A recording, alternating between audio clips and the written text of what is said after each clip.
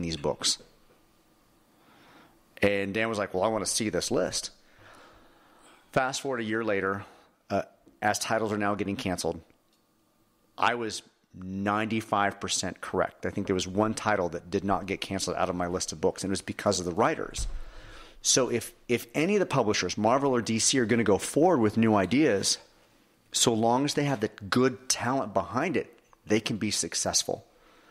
If they're just relying upon previous talent that's not, or a character or a writer that doesn't work.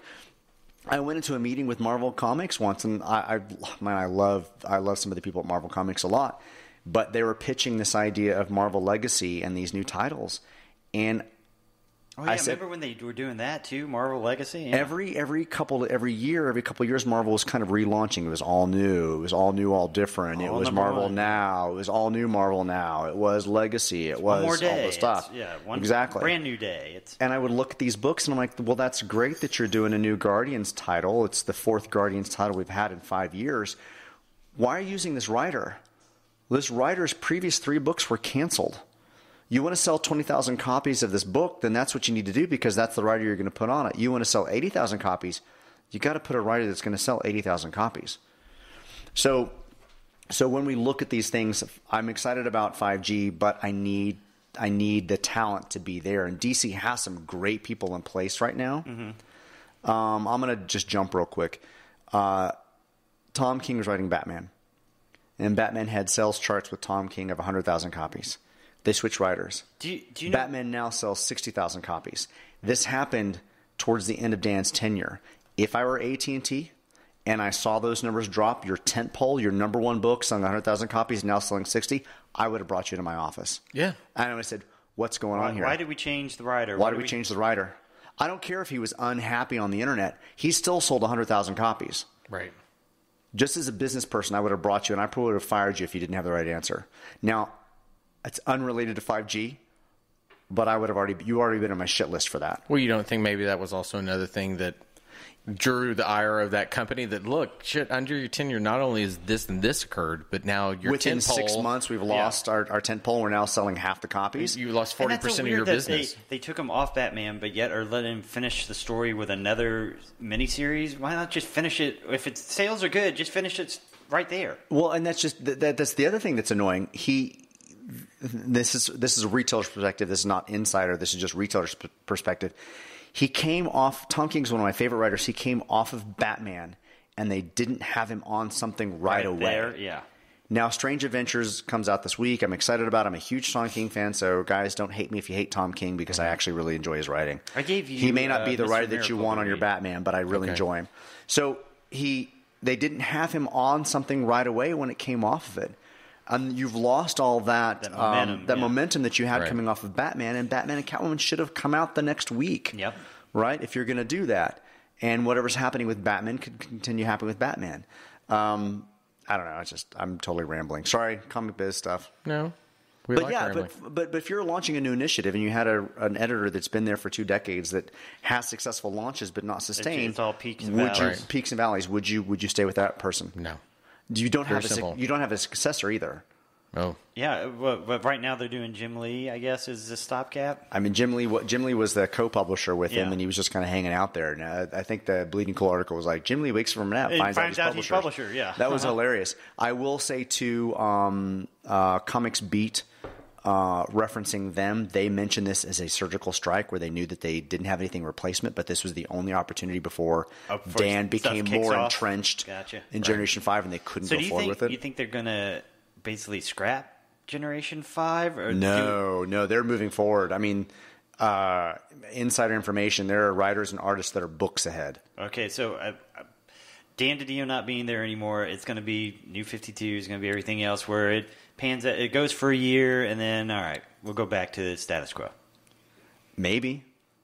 I mean, I can't say, I can't predict what the audience is going to like and how good the books are going to be to move forward. I mean, Marvel tried to kind of replace all of their big heroes with these other characters, Miles and Kamala and Jane Foster, and Falcon became Captain America and all these things. And then within a year and a half, 2 years, Marvel had to kind of walk that back. Can I say that's going to happen with Generation 5? I don't know. It may. If DC makes too radical of a changes and the audience can't follow it, it might be too much for them. The weird thing is, this has already actually been done by John Byrne in a couple of comic series called Generations, where he literally said, hey, what would happen if Superman showed up in the 20s, Batman shows up in the 20s as well, and they age? So they have kids. They go, and it eventually goes into outer space, and, they fight in World War II and all this kind of stuff. And Superman gets older and Batman gets older.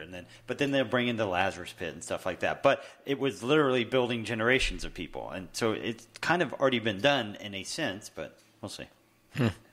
You had nothing to. You didn't jump in on this conversation at all. There's so many times where you and I are doing that, and Sean will sit by, and it was one of those. I'm just taking it in. I got to be audience member listening to you two because it's all fascinating to me. I suffer from the loving comics, but almost wishing that they would take the chance of truly telling one long story. Where you actually allow Bruce Wayne to die and he passed on. Well, you got Batman Beyond. I always wish that could really be the truth of that story. So, what do you think about the director of Wolverine coming in to conclude the story for Indy? That he's taken over, because we had Old Man Logan. So there's a comic book storyline called Old Man Logan that takes place in the future, and so the movie universe took that idea and created the last Wolverine movie we saw, where he's kind of old man. They didn't call it Old Man Logan. It's called Logan, but it's called Logan. It was got an Academy Award nomination but for the script. It's a riff on him being older and what his life is like at that moment. We get a future glimpse of Professor X and all that kind of stuff. We get a glimpse of X-23, who is a clone successor to Wolverine. So they did that Old Man Logan storyline with Logan. And now we're supposed to have a fifth indie film. And wasn't the fourth one pretty much Old Man Indie?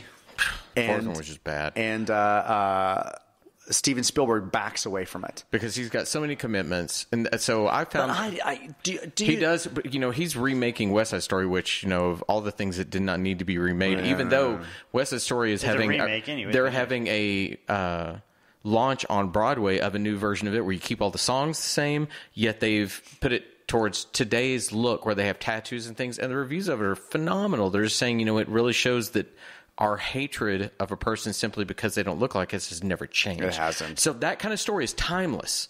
But Spielberg just said it in the 50s. In the 40s, it's like, dude, really? You're just going to remake it? It's already been made by probably arguably the best, one of the best choreographer directors ever to serve on Broadway, and a great director who also edited Citizen Kane. They made a perfect film. We don't need it, but he's so wrapped up in that he hands it off to James Mangold is his name.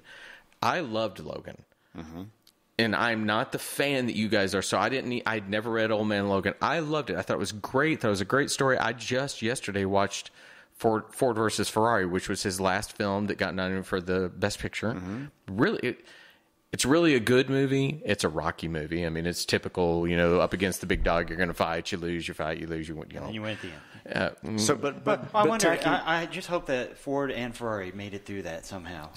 With all their billions of dollars. But tackling a fifth Indiana Jones film, it almost has to be Old Man Indiana it does. Jones, right? I'm going to tell you why I'm actually excited about it, because I've thought that on the last couple that Spielberg's mailed it in.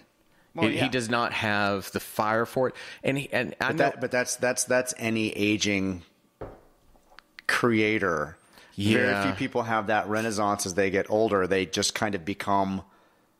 Although they've made it. There's no fire. There's no hunger, and I don't want to knock him as not a good director. He's great. Any of these directors or writers or creators that write comic books as well, but after a decade or so of creating amazing things, very few people continue that passion that shows through, that is aggressive and hungry and so you say dialed in, and I just think it's more of the same. Well, I think that the weird thing is that Harrison Ford has gone on record numerous times saying there will be no one else to play Indiana Jones. So is this the death of Indy? Yeah, it's like, okay, so we get it that you're the only Indiana Jones according to you, but the director, who I'm going to say is, even though he mailed it in on a couple, is still the reason those films work is Spielberg. Right. Flat out. Now, Harrison Ford has buckets, truckloads full of charm in that first film. there's no Indy without him. There's no film without Spielberg. So I'm curious to see what comes of it. I don't know. Mangold's a good director. He really is very talented. I just don't know what he can do. Yeah. So we're all staying tuned to see what happens with Old Man Indy. We're just going to call it that. Old Man Indy. Old Man Indy. Here. We don't have any mutt in it. I'm fine. Yeah. We'll talk about that movie next time. All right. See you later. Bye. Bye, everybody.